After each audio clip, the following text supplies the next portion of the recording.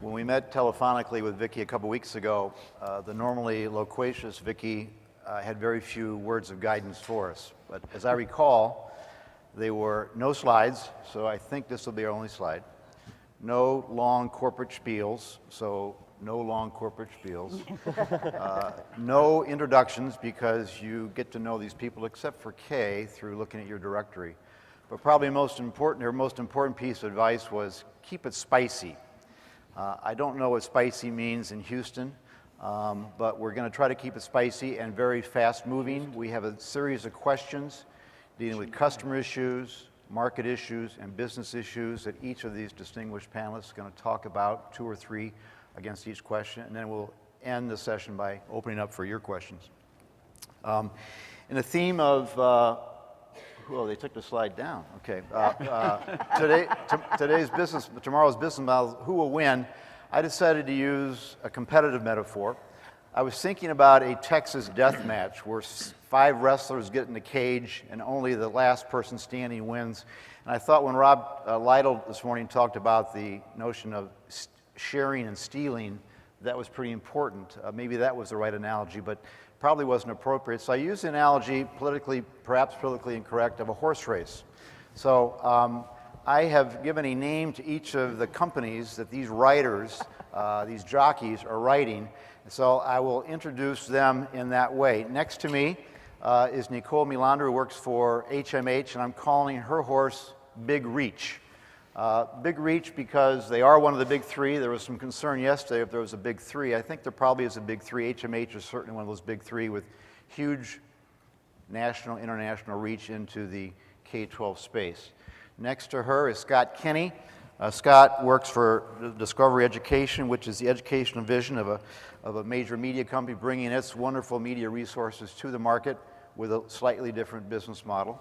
Next to Scott is Kay Moffitt. Kay is the Vice President of Marketing at Amplify.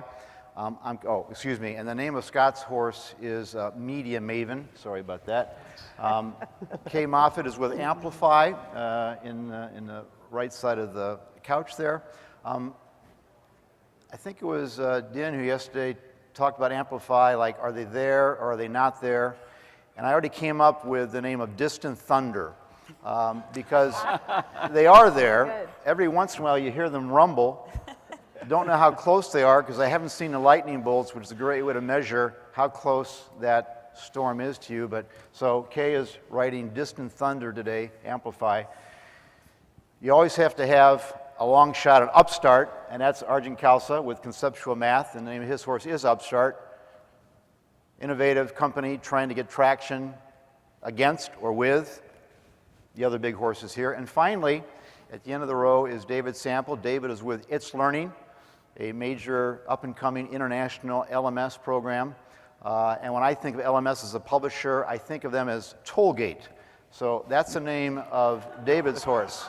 So we have Big Reach, we have Media Maven, we have Distant Thunder, we have Arjun Khalsa, and you could be the name of the horse. Upstart, and then we have Tollgate. There are no betting, no odds on any of these 5 horses winning. All I know right now for sure is that we're at the gate. The race is on. The clock is ticking on this digital evolution we've been talking about for a long time. And let's begin with the first question, which is part of from our customer focus bucket. And the first question has to do, we've been hearing terms like blended learning, personalized learning, etc. And the real question is, what's the school of the future going to look like? And the first respond to that question is going to be Nicole Melander from HMH Big Reach. Good morning, everybody. So it was interesting to have this question right out of the gates as I was preparing for the presentation today. I have to say that my eyes start to glaze over when we use all of these words: personalized, adaptive, differentiated. I always write in emails when I'm saying these words and I put yada, yada, yada. Right? It just seems that we get traction around these concepts and people get really excited. And from my experience working in the IT industry for a long time, I was with Oracle for 16 years, I came to believe that actually there's something behind these things. If they become the buzzwords that everybody's really excited about, there's something there, and there will be a company or companies that really crack the code and make it something relevant. So when I think about personalized learning, I think about the potential that is there in providing that sort of personalization, and I have to reflect back on my own learning. I was going to middle school in the 70s, and in the 70s, the big pedagogical push was open classrooms, schools without walls. Some of my colleagues might be old enough to remember that. And what that meant for me as a learner was that I had no whole class instruction. I was in a big open school, and what my memory is these boxes that had these color-coded things for me to go through. Some were reading, some were science, et cetera. And I could complete certain activities and then move on to a different color. And everybody in my class was at different levels. Right? And that really is, a form of personalization, and that it's certainly a, arguably an exciting form, and that we could all be in different places, but my memory of that experience, frankly, is not particularly positive. And I think the missing element in that experience was really bringing the teacher into that and making that personalization part of my experience in a broader way.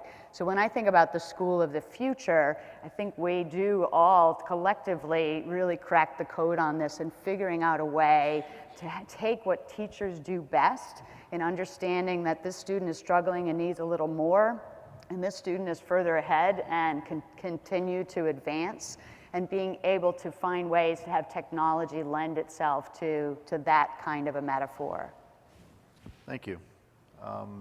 Kay?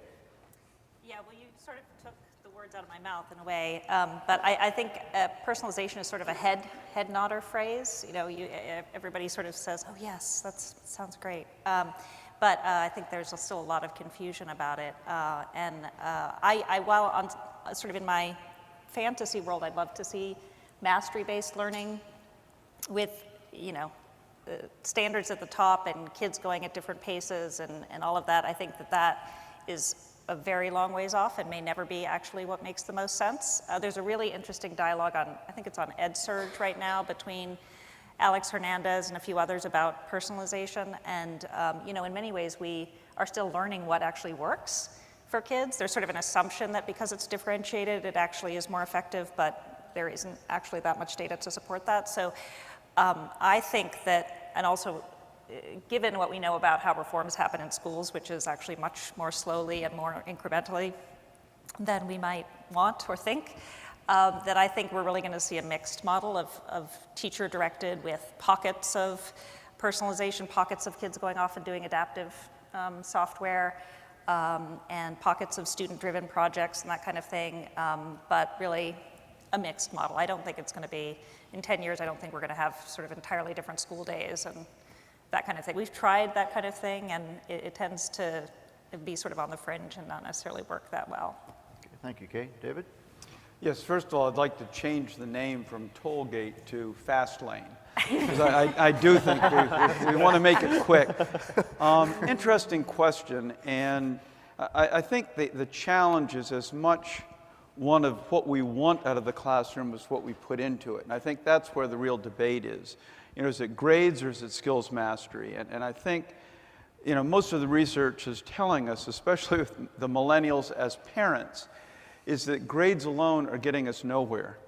You can have kids getting great grades and still not master the skills. And the thing about the blended learning is it sort of, when you can blend it and personalized learning really helps you focus on the skills mastery a little bit better. And it's in a genre that the kids are waking up to every morning. And that's been a problem in many schools, is that the kids it's what they used to call the hourglass, is that they're very open to interacting with computers, and they love the fact that when they use the program, if they get an answer right, you're smart, you want to do the next level and that sort of thing. And then they go into a standard class and they shut down because they're not in an exciting environment. And I think the blended learning allows them to have that, and at the same time redesigns the classroom in a way that you have pockets of students working, yes, in paper and pencil, but also on the computer and in small groups at a slightly different pace for each one of them. So I do believe that, because I mentioned the millennials, let's face it, we have that generation, and we created it as parents, of parents now that have kids in the first, second, fourth, fifth grade who got a trophy for showing up to soccer. And so they question every grade because their kids are showing up to school, so they should be getting A's. And that causes problems for schools. So I think the idea of personalized learning, skills mastery, all embodied in a blended atmosphere is what's going to make education focus more on the student and on student success, and will actually help buffer that conversation with the parents and get them on the right side of education, which is partnering with the schools in the classroom. Okay, thank you. We're going to stay in the customer focus bucket and move on to a question about decision making. In this digital evolution, revolution, pick your favorite noun, are there different stakeholders involved, and how is content quality now assessed in this new world? And to kick off that question, we're going to go to Scott Kenny with Media Maven. Yeah, thank you, Bodie. You know, my team likes to remind me, and they have a saying that given the number of stakeholders in educational partnership and kind of that courting process, there's a lot of meetings and a lot of people empowered to say no in those meetings, and very few people that are empowered to say yes in those meetings. And I think that's really an evolution of where we've been historically. I think back to when I was in a school system a decade ago, and Joel Jacobson called me and pitched me on United Streaming for the first time. And it was, you know, from my seat in that school system as having the role of sharing media services across a number of school systems, I could make that determination. I could look at that effectiveness, I could look at the efficiency, and I could make the call. And then there weren't a whole number of committees, and it wasn't a parent group that you'd go and talk to about it. And I think it's fair to say now that's a much broader, and we have a much broader stakeholder group that are engaged in that process. And I think, you know, for the good, and I'll give you a couple examples. I mean, we formed a partnership in Oak Ridge, Tennessee this year, and part of that process was not only talking to who we all kind of recognize as those typical stakeholders, teachers and students and administrators, but we presented to the Chamber of Commerce, we presented to parent groups, we presented to the Educational Foundation as part of that partnership. And so it certainly has evolved over time, and I think, you know, each of those has a unique perspective. I think the other part of that is when you look across the country, and I thought Dallas did a great job of articulating his vision of Blueprint 2.0 yesterday, but it's different depending on where you are as well. So when you work with a Baltimore County and you have a superintendent who has a clearly articulated vision over the next 3 to 5 years of their digital transition plan, buy-in at the administrative level, that's a much different process than going through the Texas state adoption and going through a 3rd grade textbook adoption. And so those stakeholders have to be dealt with differently. So More on that later. Right? So I think from an organizational perspective, it speaks to agility and how are your products and services agile, and then how do you meet the needs through that conversation with the different stakeholders as well. And last but not least, the upstart, Arjun. Great, Bodie, thank you. So from the viewpoint of a startup, an upstart startup, I think that one of the things that's important to consider is that no one ever got fired for purchasing from one of the big three. Some 50 million students walk into our schools every morning in the United States, the public schools, and they generally leave in the afternoon happy and healthy. And so to some extent, those stakeholder groups that you're talking about, their job is to keep the disruptors out. So the question is, where are their pain points? What's disruptive to them? And today, I think we can agree that there are 2 very powerful forces that are really challenging for school districts. One, the emerging standards, Common Core or the Common Core lookalikes, and the other, technology. What are they going to do with it? So for those of you who are involved in startups, it's our responsibility to address those pain points and make sure that we're actually making it easy for those school districts to make progress in those areas. With regard to standards, they sort of divide into 2 categories. One is the skill base, and the other is the process learning. So people talk about 21st century learning skills.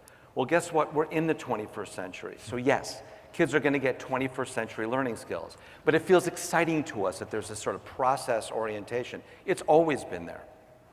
And so the standards, and I'm a math publisher, the Common Core standards for mathematical practice are very rigorous. And it is the case that leaders in districts across the country, I believe, are more and more attuned to the research basis of the work that they're doing than they used to be. So when we were doing NCTM leadership work in the 70s and in the 80s, and I do go back that far, there was a disconnect between the leadership voice and the school district perception. Now that's not there. There's more of a unanimity that we need this process-based learning, we need these standards of practice, and it's hard to bring those into the classroom. So I think what decision makers are looking for now is a solution to their problem and a reason to change their current practices. And I think that because the Common Core is in a political quandary right now, and because technology is evolving so quickly, there can be a sense of sort of stasis or stagnation, market stagnation. We're not going to buy anything. We're going to wait till the dust settles. And my sense is, and our sense is, the dust will never settle. So again, as the upstart, it's our job to come in and say, we've got a targeted solution. School districts sometimes look to aggregate content, kind of come up with their own quality, or they're going to buy in something that covers the whole gamut. So I think each of us has to see what's our DNA, where do we fit, and how do we solve the problem either of the content on the one side, the standards, or the technology on the other. Where's the play, where's it easy, how can they say yes, when really their job is, as you stated, Scott, to say no. Thank you. I think in the interest of time, we're going to skip over the next question, but I will ask it real quickly, which had to do with the role of the teacher in this new world. We assume there's still a role for the teacher, right? Albeit somewhat changed. Okay, good. As a former teacher, I'm happy to hear that. We're done with that. Next question has to do with productization. Are schools looking for core, or I actually heard the term used a couple times yesterday, basal products? Are they looking for pieces that connect? Are they looking for total solutions, including devices and services, or something else? What do they want, and how are they going to deal with the multitude of platforms out there that they have to make peace with? So first responding to that question is media maven Scott Kinney. So I hate to start every answer with it depends. I think it depends. I think to point out a couple examples, if you look at LA Unified and what they did with their RFP, which ultimately Apple and Pearson won, clearly they were looking for a bundled solution. I think that when you look across the country, from my perspective, typically that's not the case. I think most people are looking at best in class and how to pull those resources together. I think of like a Scott Smith down in Mooresville who clearly has a portfolio of hardware and digital content services, and then ask for those integrations when it makes sense, whether it's working with It's Learning to make sure that our content works seamlessly in their platform or whatever it might be. So I think it really is depending on the educational partnership that you're working with. And I think from our perspective, the key to that is to go back to what the superintendent said yesterday on their panel, which is what we really want is we want people to come in and listen to what our educational problems are, our goals and objectives, and help to solve some of those with your portfolio of services. So from our perspective, it's understanding your portfolio and how you can plug in to support those needs, and really knowing who you are, and just as importantly, knowing who you aren't. So again, when you look at Discovery, I think we bring great content into an educational relationship. We bring what we think is great professional development into that relationship. We understand communicating with key stakeholders through a digital transition, but we're not your tablet provider. If you need wireless access points, we're happy to form an alliance with Cisco and bring them to the table, but that's not us. So I think being very focused on what you do very well and how you can support the educational goals and objectives is really important, but also kind of understanding what you don't do. We're about to hear from Distant Thunder about that same question. What are schools looking for in terms of products these days? Well, I agree. We came out, I'm in the tablet division, and we came out with an all-in-one solution. So we bundled everything together, thinking that we're helping to solve all the headaches for districts. They only have one throat to choke when they're trying to go one-to-one kind of thing. And that did appeal to a bunch of districts, but really smaller to mid-sized districts that had not made large technology investments. And so it was just sort of one group. And then the other group, some usually larger districts, really had already made technology investments and really wanted something that was more modular and that would interoperate. And so we've sort of moved, we still offer our bundle, but we're starting to break it up. You'll hear more about that down the road, but so we're really, because there is such variation in where districts are at and in what they're looking for. So, you know, a district that hasn't done much with digital learning and you offer them sort of an all-in-one solution, they often jump on that. Thank you for, you know, thinking this through for us and being our one person who we go to. But then, you know, we've had to change our product and sort of the way that we go to market with a lot of other districts who are looking to cobble something together themselves, you know, based on their own expertise. So. Moving on into the market-focused bucket. This morning, Rob Liddell talked about the open loop system the schools are trying to fit content into. We've been a little bit of talk about open educational resources, talk about the freemium market, inexpensive applets, hundreds of millions of which are out there. Has that new notion of content devalued publishers' content, and how are we becoming just cartridges that schools purchase when they need them? So, question about all these new content forms and how our more traditional content fits within that model. And to start with that question, we'll go to Arjan. I think it's intriguing to consider the dichotomy between the rigor of the standards that school districts are faced with today and the amount of games and apps that are available, which maybe in aggregate could address that rigor, but it would take a great deal of planning work to really nail the standards and the expectations for student outcomes. I think that generally speaking, the plethora of material that's available in the marketplace has created confusion and some purchasing stagnation that I referred to before. I was at an event, a funding event, put on by Jason Kalkanis, the TechCrunch guy. His keynote speaker was a superintendent of a subset of LAUSD. He had 19 schools under him. He was talking about his work with the schools. And all of the companies competing for funding in his event, it was one of these pitch events, none of them were school-facing. They were consumer-facing. They were regarded as ed tech, but they actually weren't about the classroom experience at all. I think that one of the things that happens from a perspective of decision-making in the school marketplace or even sort of the financial marketplace is that the plethora of apps and sort of low-hanging fruit attempts to address the consumer need for enrichment and reading and math and all these topics doesn't necessarily address the rigor of what's required in the school environment. So I think it's made it harder for people to make positive purchasing decisions, and in some cases, school districts have made ill-informed purchasing decisions that may have been forced by a board member who was enamored of something he saw on the web, wanted a purchase to take place, and wasn't considered about it. They felt that their dollars were ill-spent, and now again they had that sense of buyer's remorse and trepidation about making bigger decisions. I think we're in a really intriguing state, and again, for those of us who are the startups, we've got to really be laser focused at how we can cut through that noise and make it clear that we have value to offer. Scott, Media Maven? I think I'll take your earlier comment about trying to spice it up a little bit and just speak really frankly on the OER part of it. So I think I'll probably get booed at the end of this one.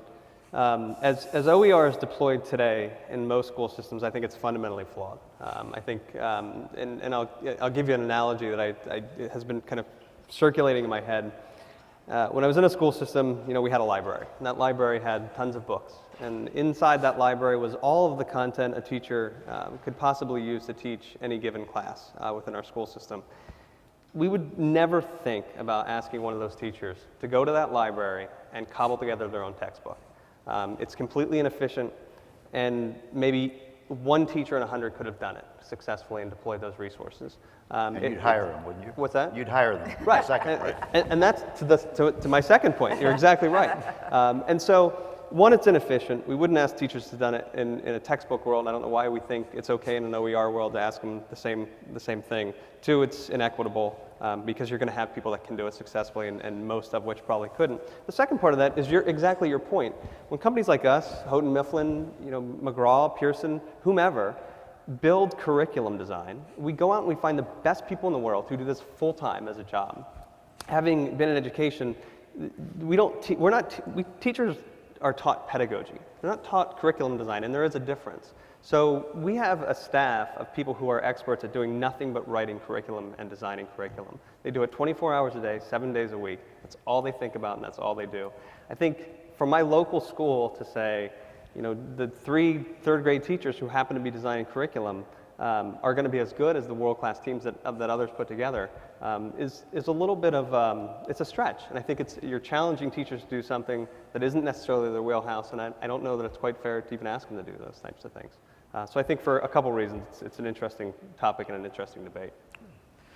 Staying within a market bucket, Rob Liddell mentioned today that the market is $8 billion strong. Not sure how he counts, but one of the things I'm sure about in any given year, about $1 billion of those dollars is predicated upon the state adoption model. And so the next question has to do with the state adoption model. Will it survive this digital evolution?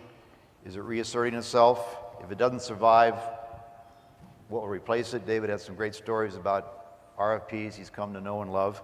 But to answer that question, who can do it better than Nicole with the big 3, who this year has lived, not died with the state adoption model, but certainly lived with the state adoption model this year at HMH. So what do you think about the state adoption model? Well, I'm sure y'all expect me to say it's going to survive forever, right?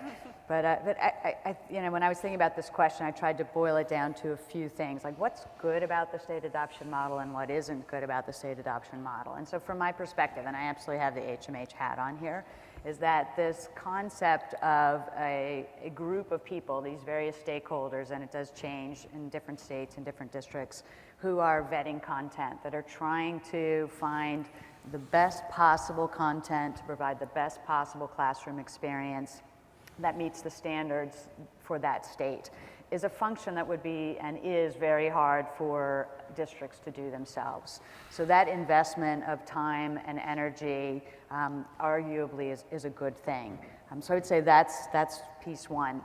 The second piece is this question of versioning, right? So one of the big challenges, as all of you know, with the state adoptions is the length of time and some of the legislation that doesn't allow you to make changes. So it's very clear that the legislation around state adoptions doesn't match up with where we are today. You talked about agility, right? We are very focused on becoming an agile organization. Our platform development team uses the agile methodology. Our content development team is working really hard to think about how do you version content. And all of that needs to come together, and legislation changes need to allow, even in a lengthy adoption, for there to be iterations and changes. And I do think, we see a lot of things from the consumer side. Joel mentioned the consumer side coming into industry, right? And so coming into the environment, and all of us have cell phones, right, that have apps on them that are updating all the time, right? And so people are getting used to this idea of not this waterfall concept where you get something once and then the next year you get the next version, but things actually versioning frequently. So that's the second area. And then the third area, where again I think we have some influence from outside, is around subscriptions, right, which is pretty correlated with these 2 other concepts of thinking about, if you're going to get content in a more versioned way, is there also a way to change the funding streams to allow for single-year licenses or multi-year licenses with flexibility then for the schools to change things out after a few years depending on what their needs might be. So, so the adoption model will shift. I don't know that it will go away, but I personally would hate to see us throw out the baby with the bathwater, to use that overused metaphor, and keeping some of the really great things about the adoption process, but changing a lot of the legislative barriers that make the adoption process nonsense in a lot of ways today. I asked the same question of Big Thunder, and Kay, you can tell me privately or tell 200 of your closest friends, what will be the first state adoption that Amplify participates in? Oh, yeah, I don't know. I'm not in that division, actually, but that's how I'm going to get out of it. Well, a good response. Well played, right? But, Well, will it play in a state adoption? Sorry? Will the Amplify model play in a state adoption? I think it would. I think it would, for sure. I mean, I think, there's a lot to it, as Nicole said. And I think we're starting to really think about, though, along the lines of what you were saying, really curriculum as a service, and how can we try to help shift the way that states and districts and others are thinking about buying curriculum, because once you get into software, it really is much more of a service. It's something that gets continuously updated. It's an ongoing relationship versus sort of shipping product. And that's true also in our tablet division. We've also, and it, you know, it's been really a shift for people to think, you know, actually we're going to be with you for 3 years and we're not just selling you a device. Same with the curriculum. We're not just shipping boxes of textbooks and, you know, then we're gone. Like, this is an ongoing relationship where the software continuously gets updated. It's a whole mindset shift. It's a procurement issue, but that's obviously the way it has to go. And that's certainly the way that we're selling. And Scott, Media Maven? Yeah, so I mean, I agree certainly with my colleagues who know a lot more about the adoption process than I do. You know, we went through our first adoption in the state of Oregon with a pure digital service through a very traditional process. And I remember early on, we got, you know, some of our governmental affairs people would call and say, what do you need help with? I mean, do you need help with moving legislation or what? And we always said, kind of stay away from it. We've been, you know, we took 13 digital textbooks through the Texas State Adoption and Science last year. All 13 were successfully approved. So I do think there's a bit of a misnomer that you can't take a digital service through a traditional adoption. You certainly can. We've been successful with it. I will say, you know, as a smaller company, you know, with a fraction of the resources of someone like a Pearson or a Houghton Mifflin, we also evaluate it very critically because it is very intense.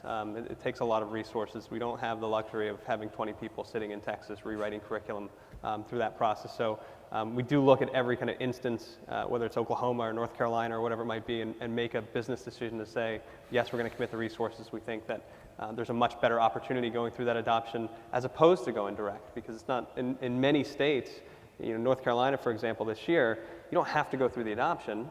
You don't have to be on the list. It's a vetting process. But at the same time, in some states, funding's not even associated with it. And so you can make a business decision that kind of puts you in or takes you out of that adoption based on current conditions. So Nicole, is Big Reach makes its publishing plan decisions and its forecasting, and if you look 10 years out, not that you forecast that far out, we have 20, 21, 22 adoption states, depending upon how you consider Oregon, Kentucky, and Idaho. They're truly adoption states, but how many adoption states will there be 10 years from now? And will the state adoption process be as much of a barrier to entry to an upstart like Arjan as it is today? Yeah, so those are two different questions, Right. which I know. So from my view, and I've only been with Houghton Mifflin since January, so I'm learning a lot about adoptions too, right? But the our belief is that there still will be these functions, whether they get tied together the way they are today, right? Funding connected to the vetting process, which already today sometimes it's not, connected with this versioning and subscriptions and the sorts of things that we can see coming. So I believe that those states that are functionally top down and have an adoption process today will still have many components of that as we look 10 years out in the future.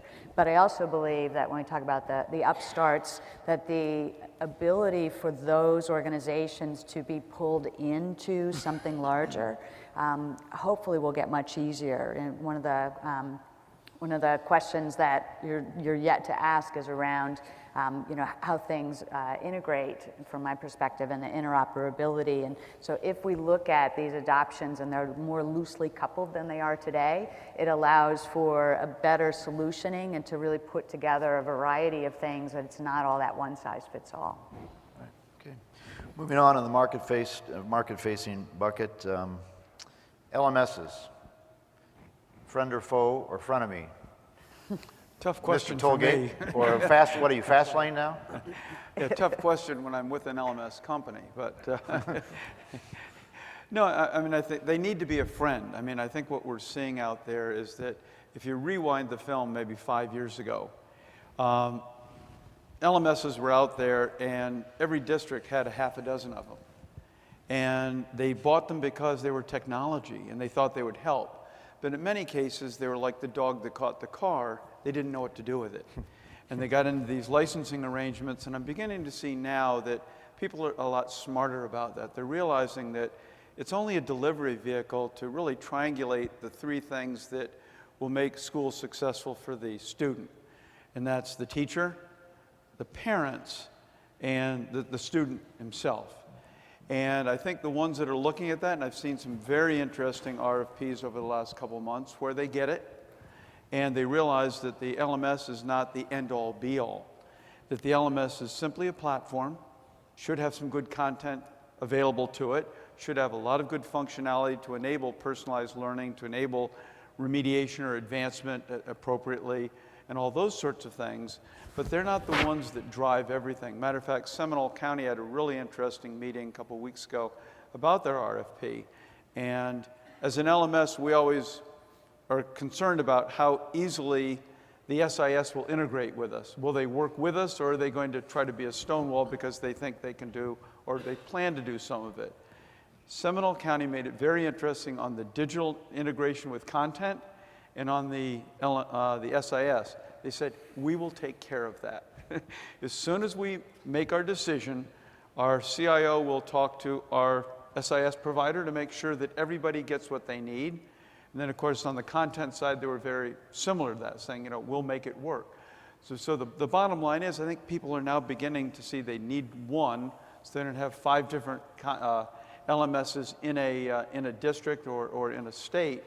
And then they realize it has to be interoperable with all the other technologies, the learning technologies, and through common cartridge or whatever device, it has to be able to load up whatever content is out there available.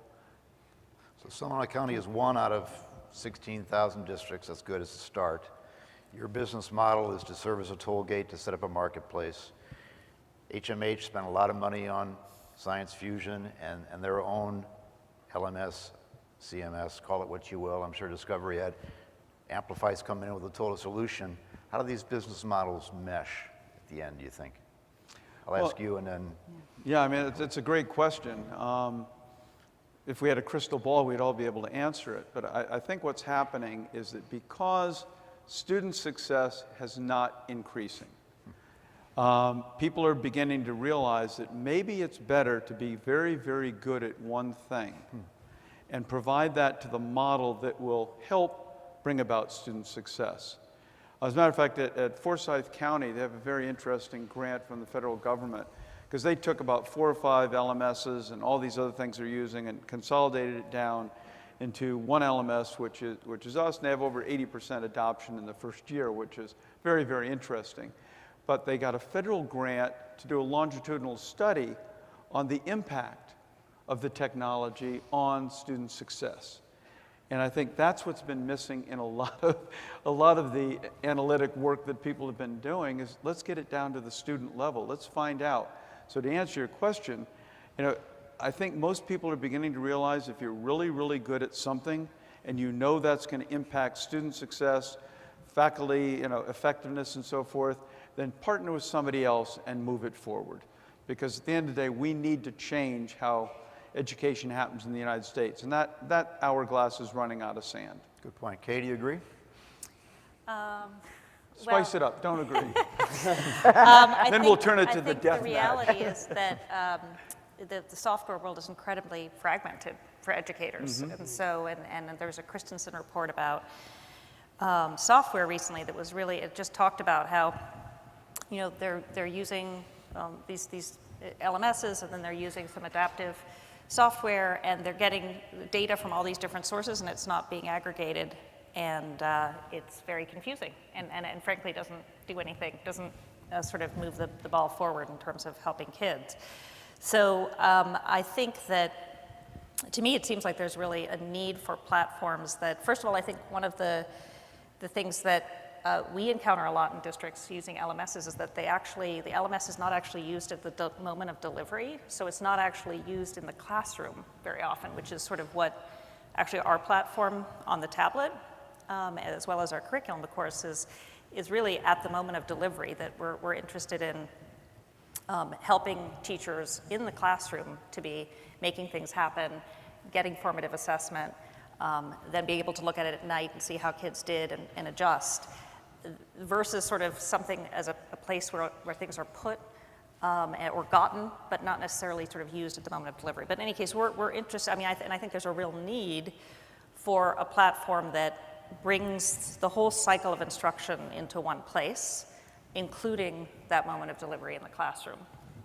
So, I mean, we're working towards with our different elements of the instructional platform on the tablet, the curriculum that we're developing, the digital curriculum, and then our assessment analytics, ultimately to be able to bring that together into something that allows for someone in a very usable way to be able to inform instruction. I don't think there's anything really, there's a lot out there that's like that. There's a lot of pieces that are very disparate and often hard to make sense of. But you'd play nice going through the toll gate. We'll play nice with him. We'll play nice with him, for sure. And I'll show you one that does all of that. Okay. Can I add in? I haven't seen it yet, but. Arjan? Yeah. A few thoughts I'd like to share. Years ago, I had the opportunity to hire the author Dave Barry to do a keynote speech at an assistive technology conference. And he started by saying, you know, computers do such wonderful things for children, and software is so great, but what I, Dave Barry, have learned is never combine the two. I think it's really intriguing to consider what our experiences are like using technology as adults. So when we go to use our phones, and we're doing it all the time, we run into mistakes, errors, all the time, right? We do. And we're constantly working around them. So the email didn't send, or something going on with the text, or you got the wrong phone number for some reason, and there's just constantly, can we acknowledge this, that we're always adapting, right? And then you consider we're in the elementary space. So what's it like for a third grade teacher if her core curricular delivery is a technology-based delivery and the internet connection just isn't good that day, all right? So the stakes are different, and interoperability becomes extremely important.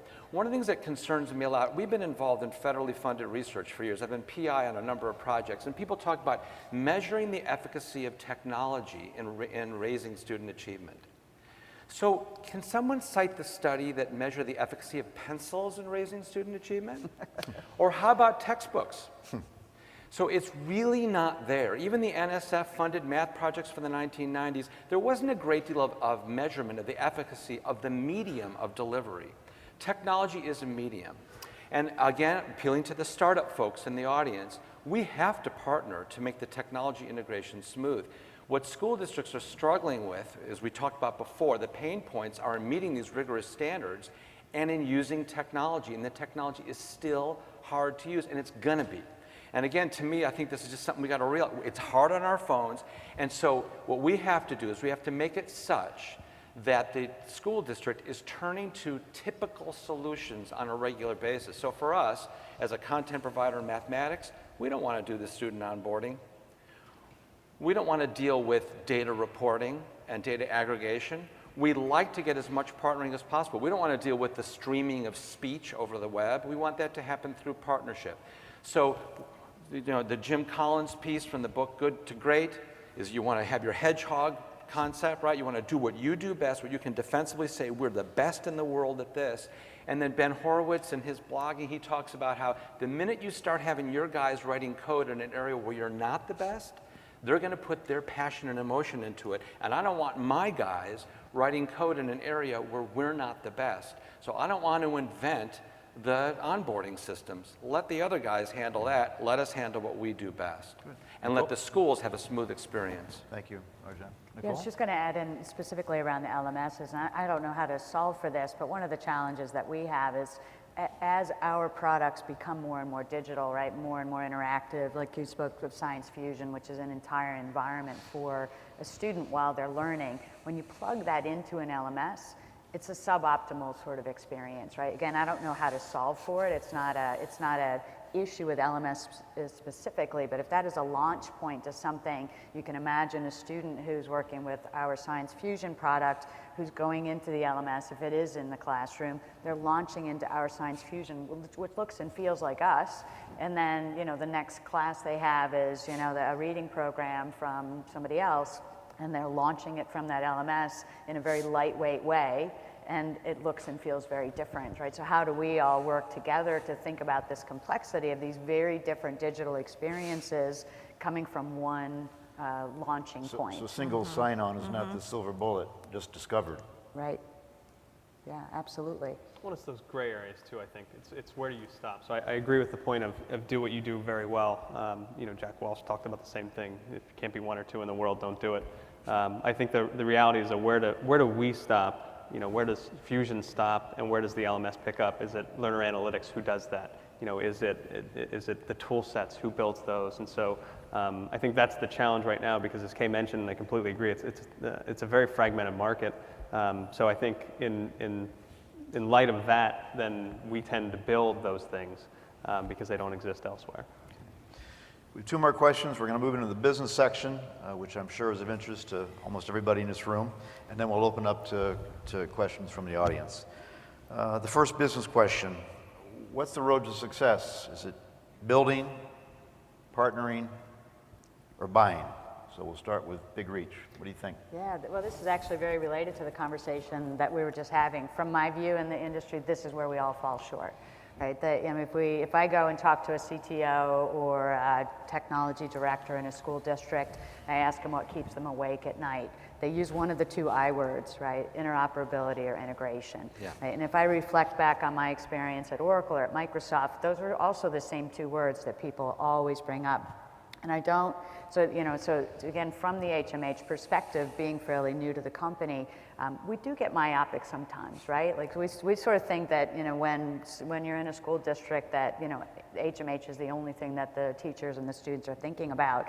But of course they're not. There's an SIS, there might be an LMS, there's lots of other curricular materials, there might be OER resources, et cetera. And so how do we get all of us to work more collaboratively and embrace some of these open standards, right? There's CEDS for data, there's the EduPub effort around the content, there's the new Caliper standards around activity data. I just haven't seen this industry, again, being new to it, really embrace the open standards and think about ways that we can work much more closely together so that we do say that here's the piece that we're going to own and let's have somebody else do that piece, but we're all going to adhere to the same standards. I worked at Oracle for a long time, as I've mentioned, and I was involved with the SQL standards, the SQL standards, and boy, that was a painful process. Political, standards are so difficult, but they're so important. If I think about what's happened with the database industry, those early efforts around SQL made all the difference, and so I think we have the opportunity to do that here. Great. David? Tough to argue with that, and I think in Denver a few months ago, I wasn't there, but was a Great City Schools, and they had their conference, and that's exactly what it was all about. I mean, at the end of the day, we have an expression that the best LMS is the one that teachers and students will use, and I think that's the same with content. I think that's the same with everything that's out there, that if it can't be used, it's not worth anything. And so the frustration, the stay awake at night, is the CIO and the chief academic officer having all of these assets that aren't used. And some of it's because they don't talk to each other, other because it's too difficult for the teacher or the student to use. And I think going down the road, that is what it's all about. It's finding ways that they all, they're interoperable, they get loaded into whatever device, there's device agnostic.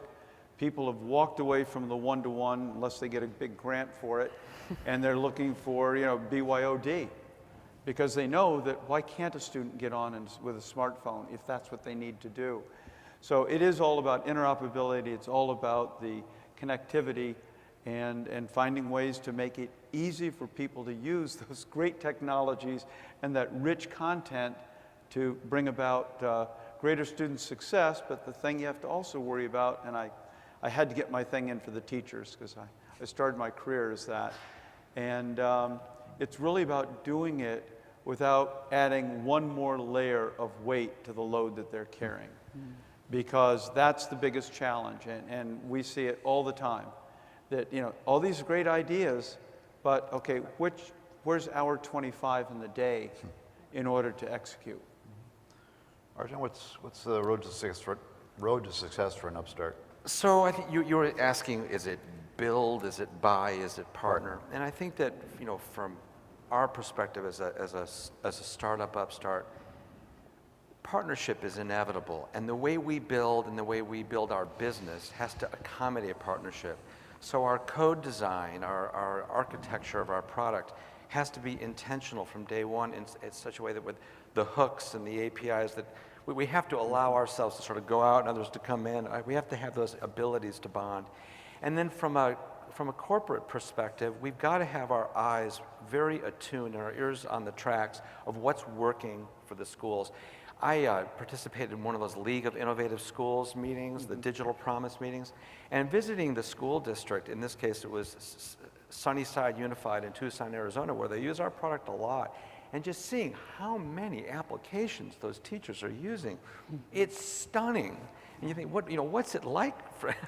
Now, when I taught as well. I was the guy that was up till like 11 p.m. a lot at night in my classroom, and I enjoyed it. I was very mission driven. But I think we have to be clear, as a vendor community, as a startup, that what we're trying to do is serve the typical teacher in the medium to large school district who's not going to be staying up till 11 p.m. It's not that star teacher who's the ed tech whiz. It's just it's the average teacher who needs to be, as a typical teacher, delivering excellent results. So the business model has to be around accommodating the partnerships so that we have the credibility walking in the door. You're acquainted with all these technologies, we work with them all. Final question to the panel, and we'll open it up. In this horse race, I think we're just out of the gate now. Let's say it's a mile-long race. Who's going to win?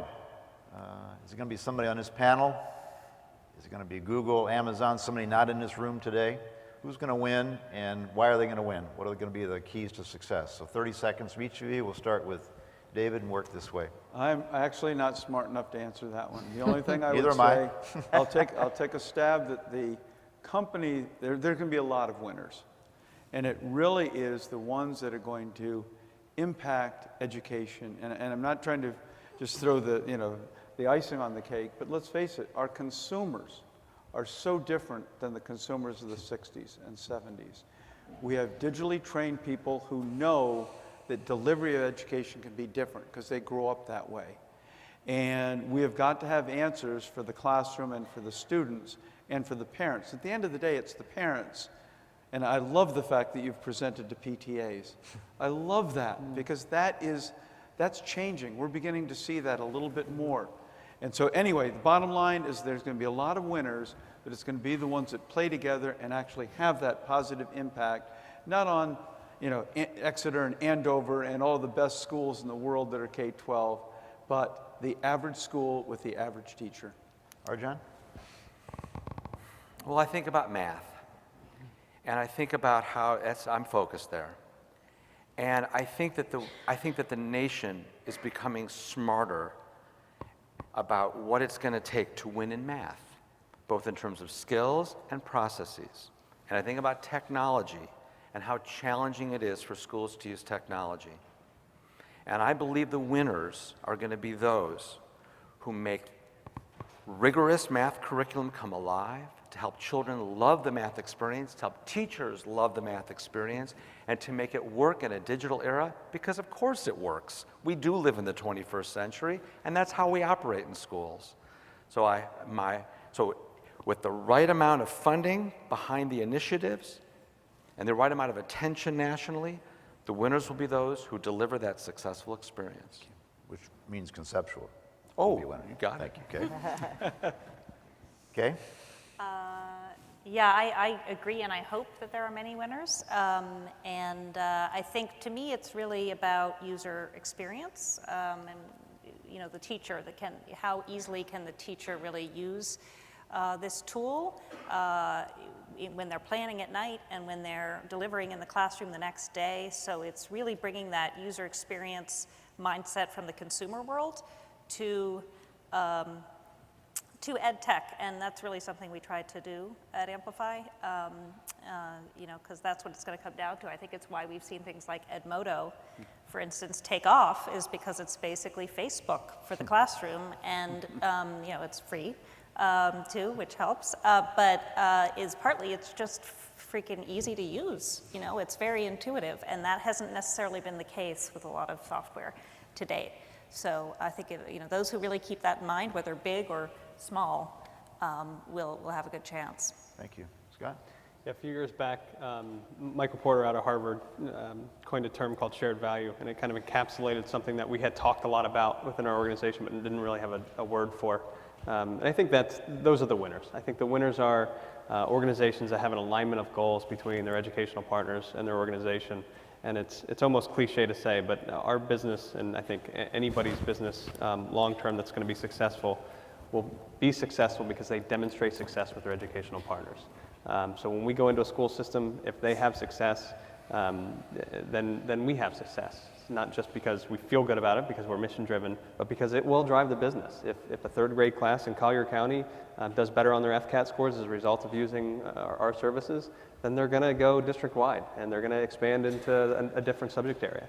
So I think there is a reality to that kind of alignment of goals that we live by, and it feels good because you're doing the right thing, because you actually do care about student achievement, but it's also great for the business because it ultimately will drive your business goals as well. Nicole?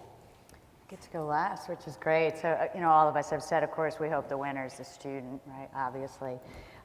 I was reflecting again, still being new to the company as I was coming here today. I was thinking about almost 20 years ago was the first exposure I had to working with the K-12 sector.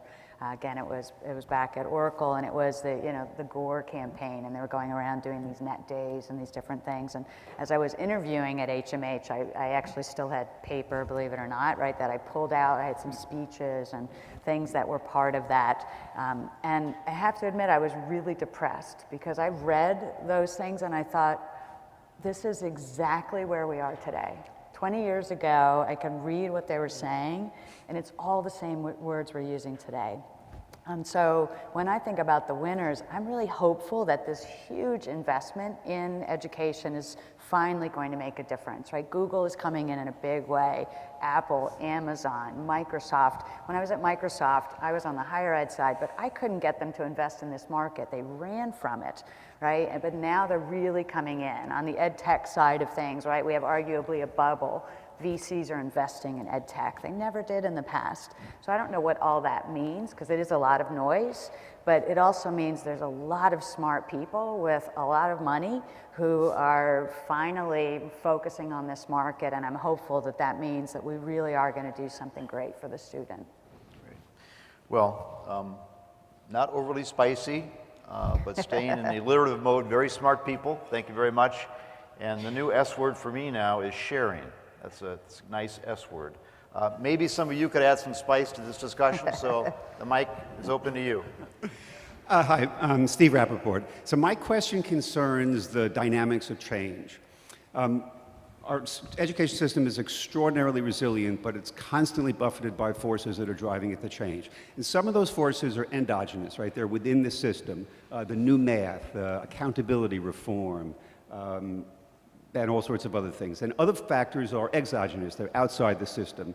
The Great Recession, the internet, companies not traditionally focused on education moving into the sector. So how do you see those factors playing out over the next, say, 3 to 5 years, inside and outside the system, and how do you think they will change education and the education industry? A softball question. I'm happy to start. Nice to see you, Steve, by the way. It's one of the things that we spent a lot of time talking about. We're right in the midst of all our strategic planning with our big corporate kickoff happening in January, and this question of formal and informal learning, like what happens inside the classroom within those structures and what happens at home.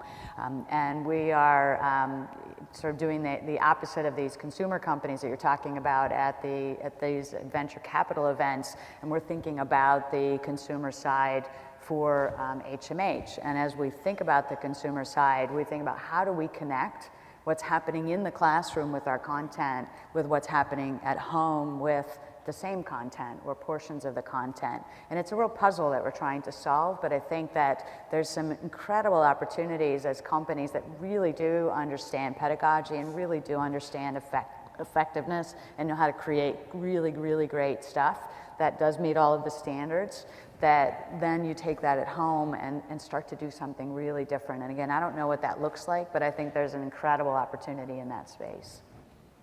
Yeah, I think, one of it, and I'll use a very specific example. One of it is kind of thinking through the implications of change as well. One of you mentioned the recession. We looked at that as a huge opportunity. We're a lot less expensive than traditional textbooks. And so a lot of our conversations were around that. You look at things like Common Core.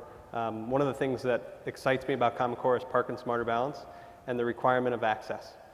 Because one of the arguments traditionally around digital content has been, it's great you're less expensive, but we have to build infrastructure, we have to build access points, so on and so forth.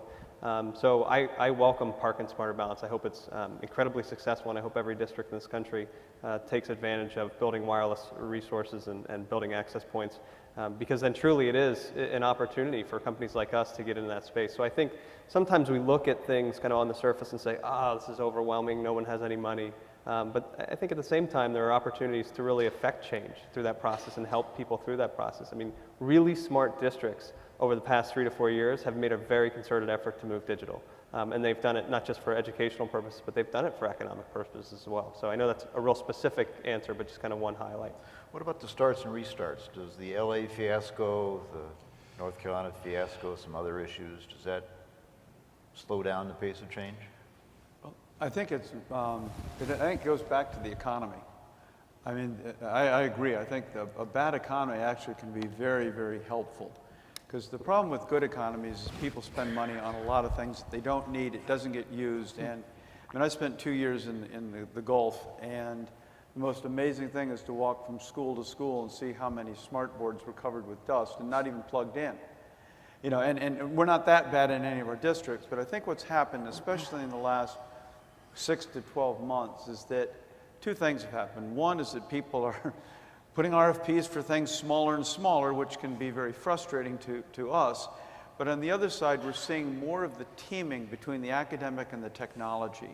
And that didn't happen. There were technology groups for a district that would buy 3 or 4 years ago, say, look what I bought you, this is going to be helpful. And academics wondering why they weren't involved. And I do think that teaming is happening, and it's because of the economy. They have limited funds. They want to make sure it's going to last for a long time. And interestingly enough, they want to make sure it's used. So from that point of view, I think I don't want a bad economy, but I want thoughtful purchasing. Because I think we all win when there's thoughtful purchasing. In the National Council of Supervisors of Mathematics, there's a new digital learning initiative, which is largely about bridging the silos between the math community and the technology community. And Steve, I think that when we think about what's happening in our society, in our companies, in the corporate level, matrix management, there's much more cross-management than there's been before. But I think that and there has been the reality. We heard years ago, computers will change the workload. There'll be, it's going to change the employment. Well, there will be a paperless society. It is true now in San Francisco, you go across the Golden Gate Bridge, there are no toll takers, and there's no nothing. You guys know what I'm talking about? And then it is true that in the macro economy right now, we do have fewer jobs and more corporate success. And so when schools, I don't think we're quite there yet, but when those silos are crossed and schools learn at sort of a cross-functional interoperability, interdepartmental interoperability, it's at that point where the medium and the message will become one, and technology and its ability to deliver in these areas will really be united. We're not there yet, and we need to get there, and it's a really important thing. Another question? Hi, my name is Kristen, and I do survey research among parents, kids, and teachers for a company called YouGov. So my question for you is, how does your business model accommodate, or how do you see it evolving to accommodate the tension between teachers wanting to feel invested and wanting to feel like they've participated in curriculum development, instructional materials selection, and also parents want their teachers to be involved in that. But at the same time, even the very best teachers might not be the best at designing curriculum. So how do you reconcile presenting your extraordinary expertise, delivering it at the local level while not making teachers and parents feel like it was a big corporation pushing something down? Good question. Great question. You want to start? What'd you do with the PTA? Yeah, I mean, I'm happy to kick that one off. So, I mean, part of obviously our focus is looking at both all levels of the educational community, and parents are a big part of that. Boards are a big part of that. Teachers are obviously a huge part of that. We have a teacher community called the Discovery Educator Network, which is a network that we constantly go to for feedback. So anytime we develop, I mean, we've been developing a service that will launch in January it's constantly gaining feedback. So it's field tested, it's used with teachers. And so I think there's that constant communication. On the parent side, I mean, one of the things that we've intentionally built into launches, so when we deploy a digital textbook into a school system, it's a big change. So we recognize that that's a big change and that has to be managed. So professional development is obviously part of that. But we do parent nights, we do community nights, where we come in and literally have students walk parents around to demonstrate what does it look like. So you're not bringing a book home every night, but what does it look like? How are you engaging with that content, and how are you going to engage with that content at home as well? So it's not just obviously a school resource, but it's digital. So you should be able to use it anytime, anywhere. And so I think it's thoughtfully kind of using those stakeholder groups for constant feedback, but then also communicating really explicitly on what are the benefits of these. Because I think we're at a point now where an assistant superintendent did a presentation just recently, and he said something to a group of his colleagues, and he said, if you're still asking why, you've kind of missed it. We're beyond why. But I think the parent group is now that new group of having to explain, or not having to explain, having the opportunity to explain why digital is such a powerful tool in the educational system. So I think just thoughtfully engaging them is a really important part of that process. I think another piece is what the role is for the publisher in serving the teacher. So we take the stance that our technology, our digital delivery is as much teacher-facing as it is student-facing. So when the teacher's using our assets, she goes home feeling like, I killed it today in math. I won. But are you using analytics to find out if she really killed it? To help We her are. the next day? We are. Okay. Yeah, I agree with Arjun when he mentioned the other day that there aren't that many progressive districts that are sort of buying in the new model. But I will say that within the last 2 weeks, we've had 2 very interesting experiences that included doing presentations about the delivery, and it included not just the normal committees with IT and curriculum, but classroom teachers from every group, the maths, the sciences, and so forth, and parents as well as students. So I think, in the future, I think the consumer is going to stand up and want to be part of that, which I think is fantastic. One more question and some quick responses, and yes. Hi, I'm Tessa Joles with the Center for Media Literacy in LA. And we've had mention of Edmodo and also of the Khan Academy. So I'd like to know, how do you compete with free? How do you compete with free? That's our question. Probably not the best question to end on, but a very good question. It's like the change bank in Saturday Night Live. You give us a quarter, and we give you 2 dimes and a nickel. And how do we make it? Volume. Well, I'm reminded of an Ed Week survey that I read that gave me hope, which was that it said that districts are willing to pay for things that give them real value. And so, I think, free, first of all, there's a cost to free, as we all know,